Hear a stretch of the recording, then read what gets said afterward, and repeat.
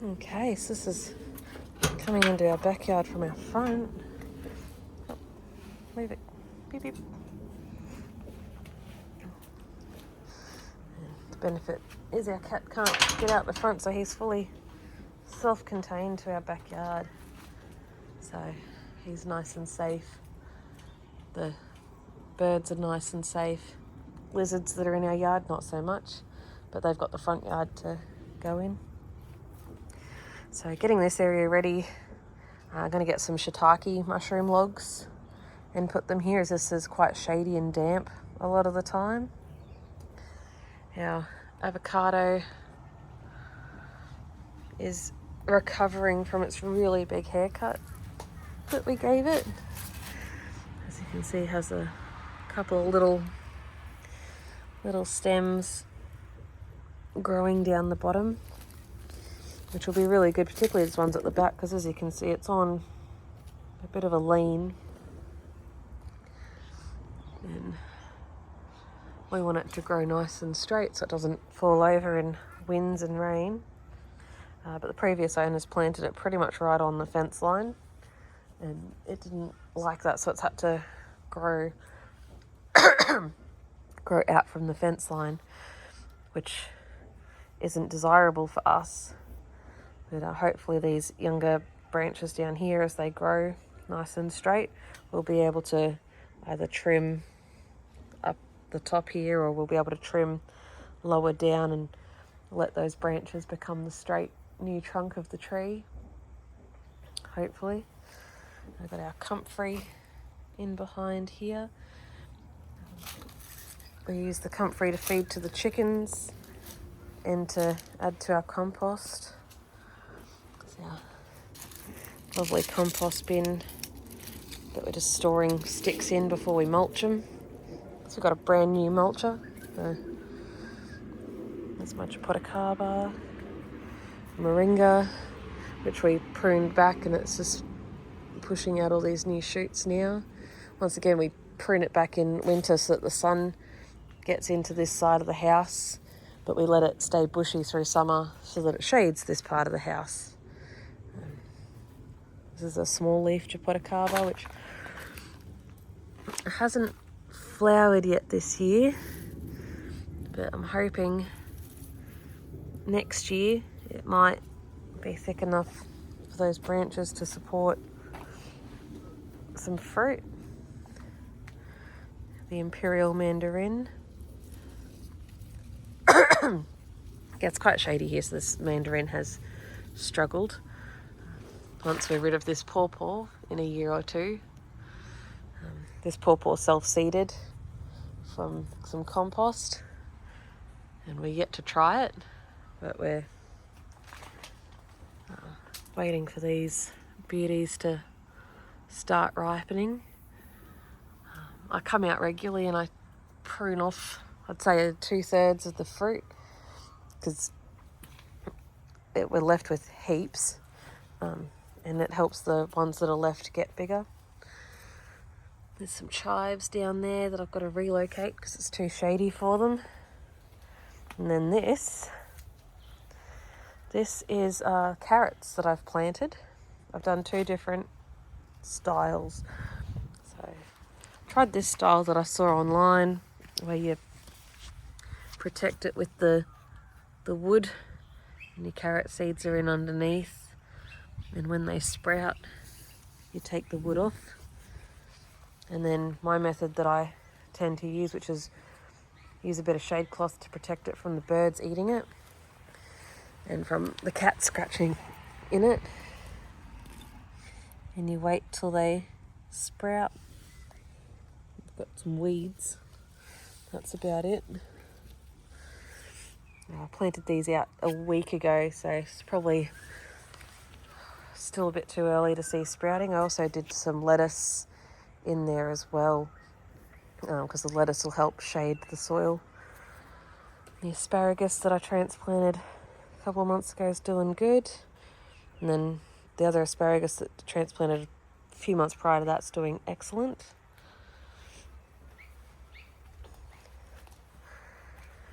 Self-seeded cherry tomato that I'm going to let grow. The chickens will eat some of it because it's on their fence, but that's okay. There'll be plenty to go around.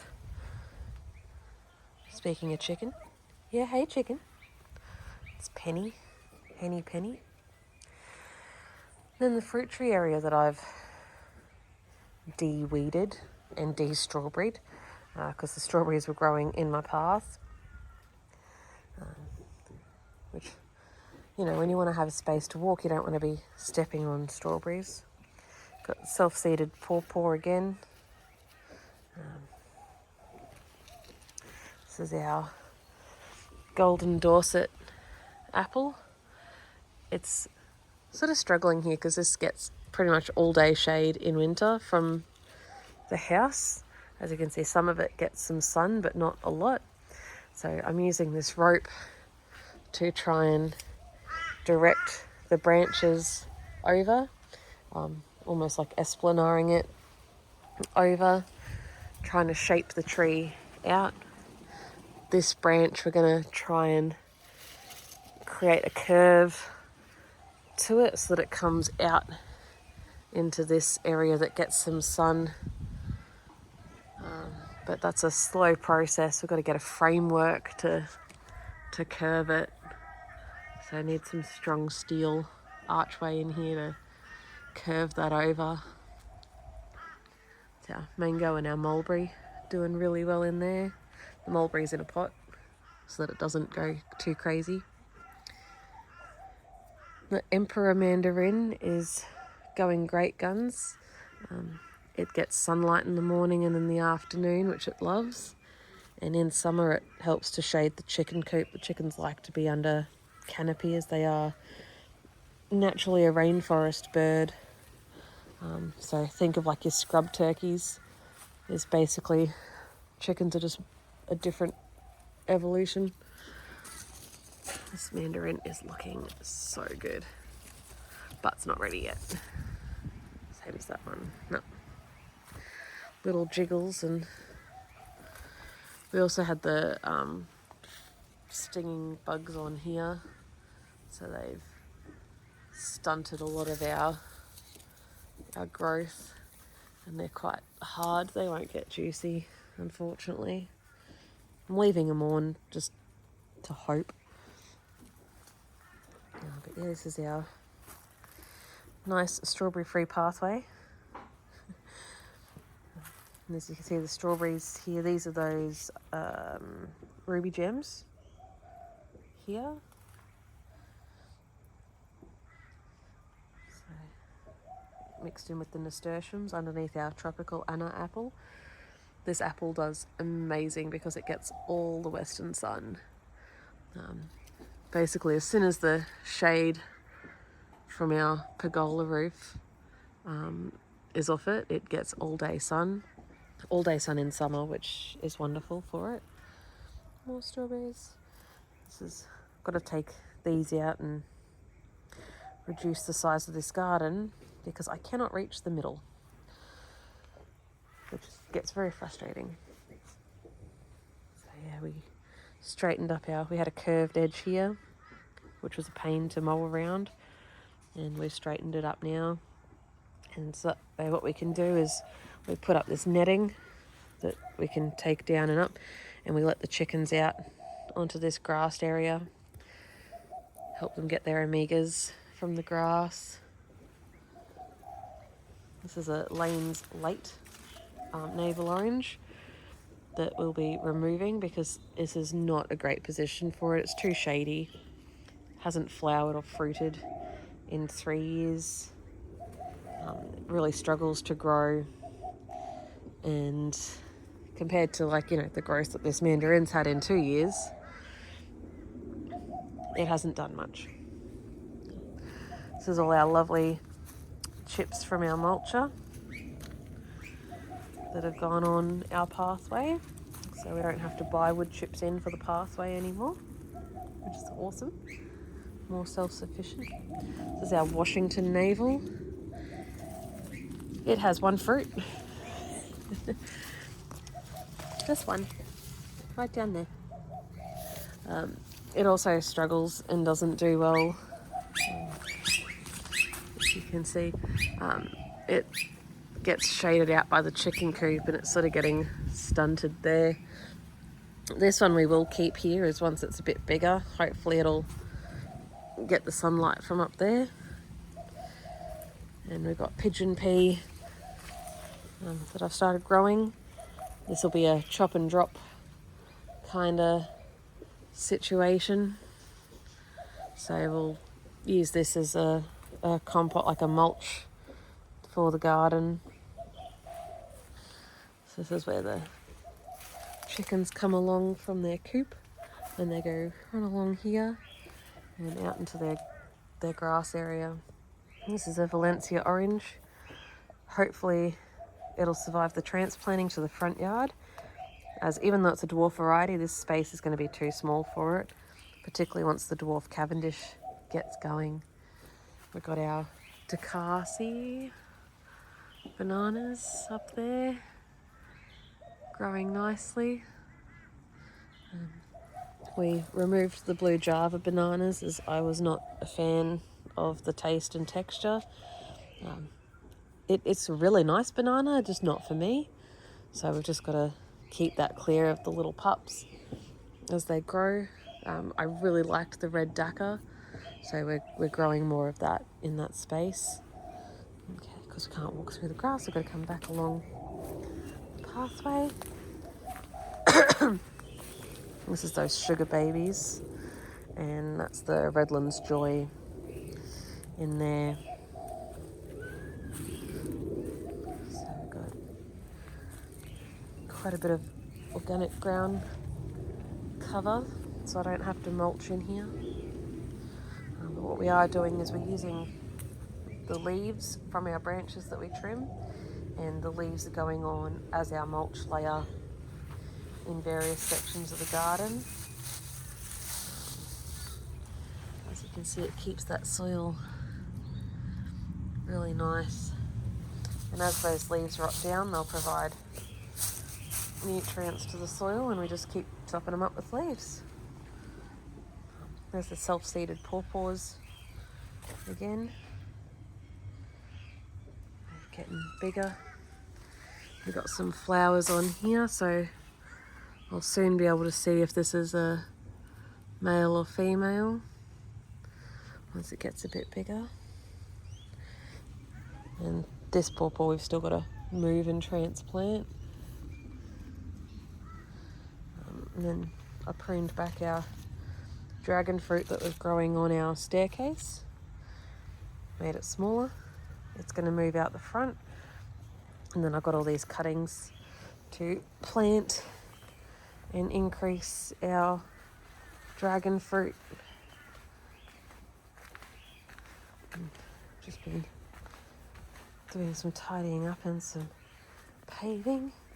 It's our black soldier fly / worm farms, of which there's some soldier flies in our collection buckets.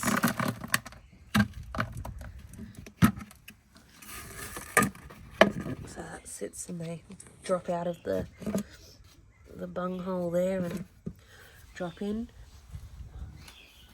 We've still got one worm farm that's a little too wet, so just trying to dry it out. We're not putting any too much wet veggies in there. Spiderweb. And also this top layer is ready to go onto the bottom, so we've got to clean that out, and well, not clean it out, but we've got to swap it over, get it ready for going on the garden. Sweet potato slips are growing well. Let's see if we can see some roots.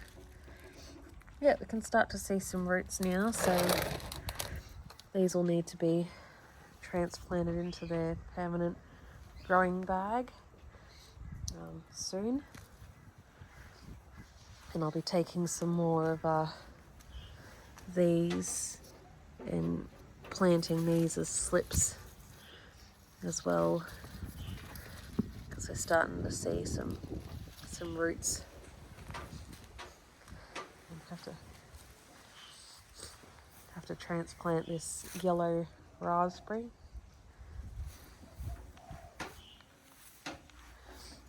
Gonna have to have that out the front. It's way too shady here in winter.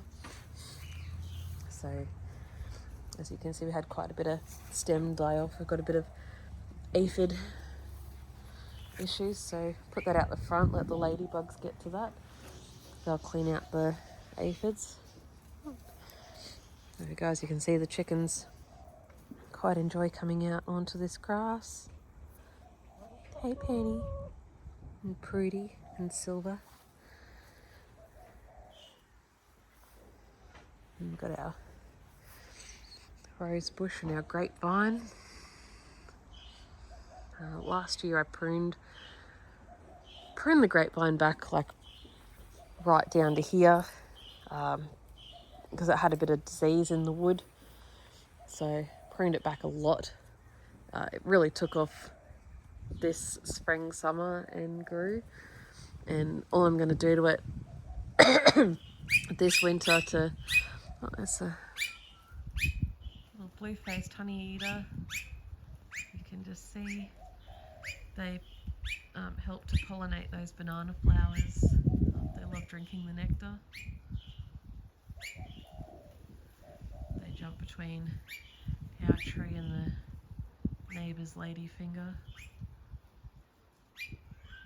drinking the nectar and pollinating the flowers.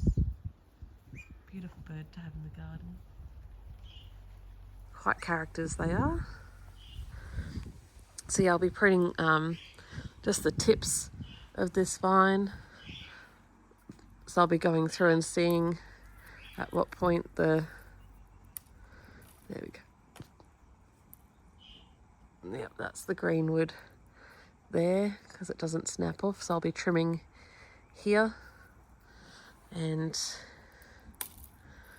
same with all these others, just finding where that, there we go, that's where that greenwood starts. Though probably this one's quite long, so I'll probably prune it back a bit more. And hopefully next year I should get some grapes, as this grapevine will be 4 years old. This is our bok choy, or wombok, or pak choy, one of the choys that I let go to flower, as our little European honeybees. They love the bok choy flowers, and so do my native bees. They also love the flowers. Self-seeded coriander, or cilantro. Learned the other day, cilantro is the leaves, coriander is the seed.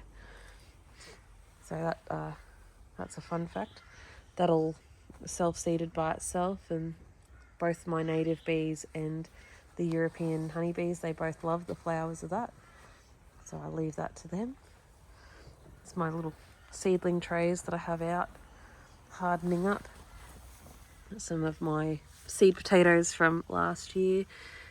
Got some choys and lettuce, silver beet, some tomatoes as well growing in there.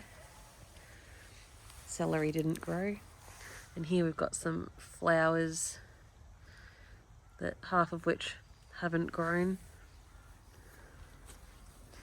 Some more self-seeded parsley. And then this lovely area I cleared, this had my old asparagus in it. In fact, it still does. They've just been trimmed down for winter. That they don't really need to be trimmed down for winter here in Brisbane, as they don't really die back. But I've trimmed them down so I could clean out this area, and we're planning to relocate these asparagus to somewhere else in the garden. I've got some potatoes in there that haven't come up yet. This is our pecan tree, well, one of our 2 pecan trees.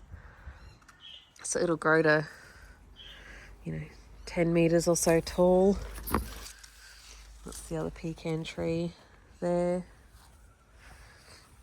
Cleaned out this garden bed through the week as well. So this is going to be where I do the radish challenge in there. I moved my taro from over the side of the house where it was shady, and so I could grow it in a pot, but it is struggling. So hopefully it survives. Ow.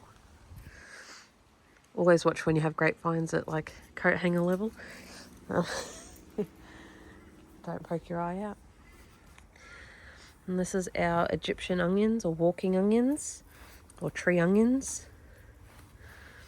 But they bunch more than tree here, but that's okay. Come spring, I'll be able to break some of these apart and spread them out and move them around further out into the garden bed so that I've got more onions, and then I can probably start slowly harvesting some and actually get to taste them, see how oniony they are. The chicken's watching. They're like, give us some green.